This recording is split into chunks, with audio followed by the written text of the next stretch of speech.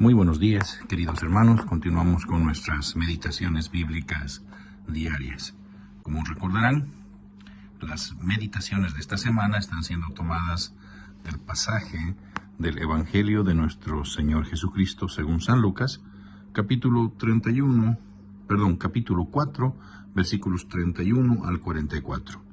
Lucas 4, 31 al 44. Antes de leer la palabra de Dios, vamos a orar. Amado Dios, Padre Todopoderoso, te damos gracias, Señor, por tu santa palabra y por la obra de tu Espíritu Santo que al leerla la revela tu verdad a nuestra vida. Por eso precisamente queremos suplicarte que nos bendigas, Señor, con el entendimiento de tu palabra, que hagas de nuestro corazón y mente tierra fértil para recibir lo que viene de ti. Y esa también es nuestra oración, que únicamente lo que viene de parte tuya se haga raíz en nuestro corazón. Nos encomendamos a ti, Padre, y que el Espíritu Santo obre en nosotros. En el nombre de Jesucristo, nuestro Señor y Salvador. Amén. Muy bien, Lucas 4, 31 al 44. Jesús bajó a Capernaum, un pueblo de Galilea, y el día sábado enseñaba a la gente. Estaban asombrados de su enseñanza porque hablaba con autoridad. Había en la sinagoga un hombre que estaba poseído por un espíritu maligno, quien gritó con todas sus fuerzas: «¡Ah! ¿Por qué te entrometes, Jesús de Nazaret? ¿Has venido a destruirnos? Yo sé quién eres tú, el Santo de Dios». «Cállate», lo reprendió Jesús. «Sal de ese hombre». Entonces el demonio derribó al hombre en medio de la gente y salió de él sin hacerle ningún daño. Todos se asustaron y se decían unos a otros: «¿Qué clase de palabra es esta? Con autoridad y poder da órdenes a los espíritus malignos y salen». Y su fama se extendió por todo aquel lugar. Cuando Jesús salió de la sinagoga, fue a casa de Simón, cuya suegra estaba enferma con una fiebre muy alta.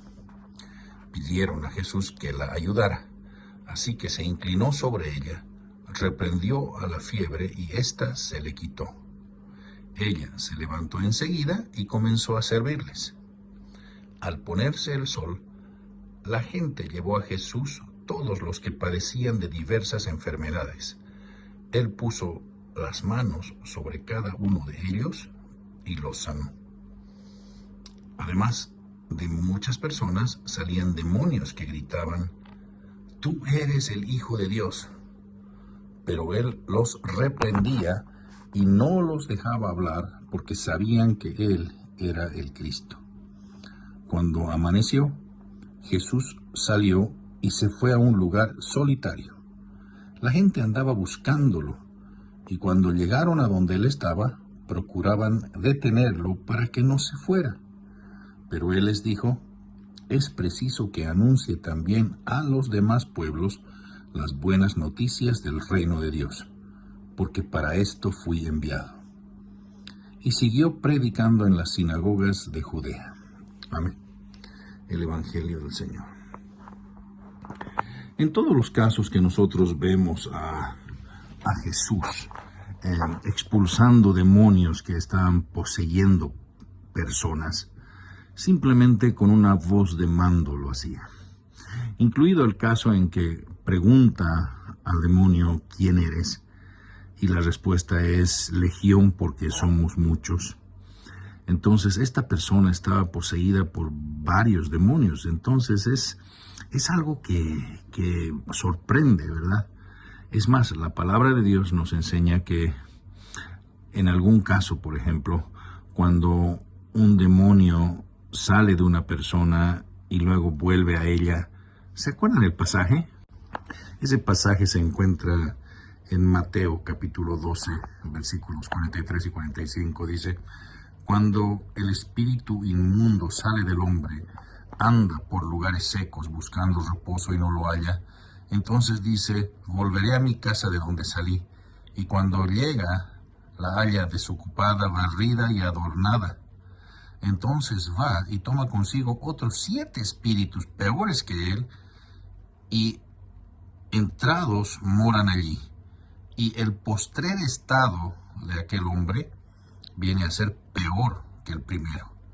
Así también acontecerá con esta mala generación. Qué terrible, ¿se dan cuenta? Entonces una persona liberada, ¿no?, si no se acerca a Dios, su estado puede quedar aún peor. Ahora, ¿de qué depende esto? ¿Verdad? Obviamente de Dios, el conocer la verdad. Dice la palabra, conocerán la verdad y la verdad los hará libres.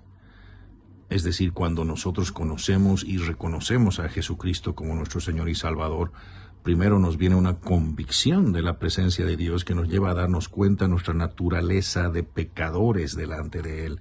Y lo primero que debería producir tener un encuentro con el Señor Jesucristo y resucitado, ¿verdad? Será una convicción de pecado y arrepentimiento, ¿no? Vergüenza.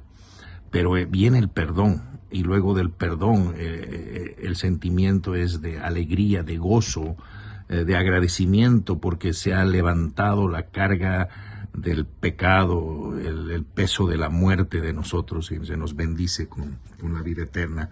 En Colosenses 3:3 dice, ustedes ya han muerto y su vida está escondida con Cristo en Dios.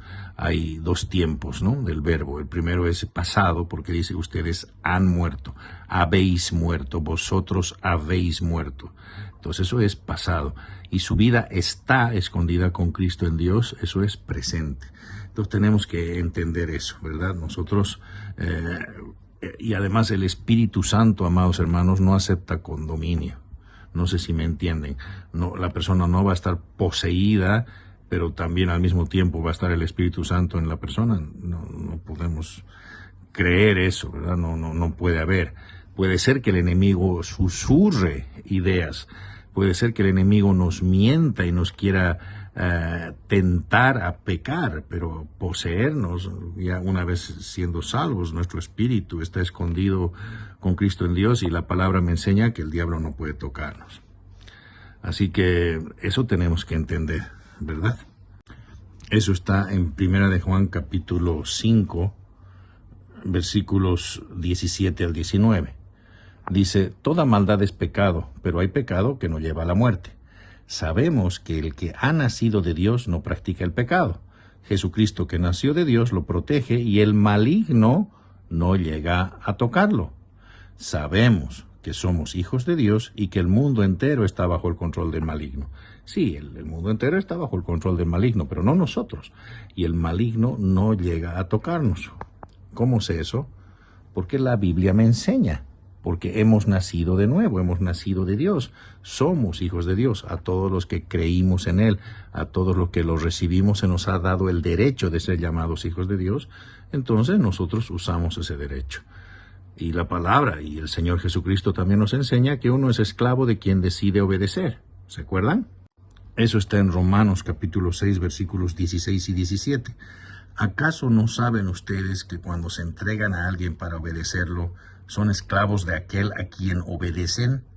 Claro que lo son, ya sea del pecado, que lleva a la muerte, o de la obediencia, que lleva a la justicia. Pero gracias a Dios que, aunque antes eran esclavos del pecado, ya se han sometido de corazón a la enseñanza que les fue transmitida. ¿Y cuál es esta enseñanza, amados hermanos? El Evangelio, la palabra de Dios. Entonces nosotros nos hemos hecho esclavos de Jesucristo. Por eso Él es nuestro Señor, ¿verdad? Él es nuestro Señor. ¿Y qué ha enviado el Padre por medio del Hijo a nosotros? A su Espíritu Santo que mora en nosotros. Entonces en nosotros está el Espíritu de Dios. Y eso tenemos que entender. Y ese es el Espíritu que pone el querer y el hacer, es el Espíritu que nos da dones, es el Espíritu que nos revela la verdad cuando leemos la palabra de Dios, es este Espíritu que está en el trabajo de nuestra transformación a través de la renovación de nuestra mente. ¿Verdad? Eso es lo que nosotros creemos y esa es la verdad. Así que aquellas personas que tristemente podrían estar poseídas necesitan a Jesús. Y nosotros que tenemos a Jesús necesitamos caminar en dirección a Él, sabiendo la verdad, que Él nos protege, que estamos escondidos en Cristo con Dios y que el enemigo no puede tocarnos. Amén. Que Dios les bendiga y les use de bendición.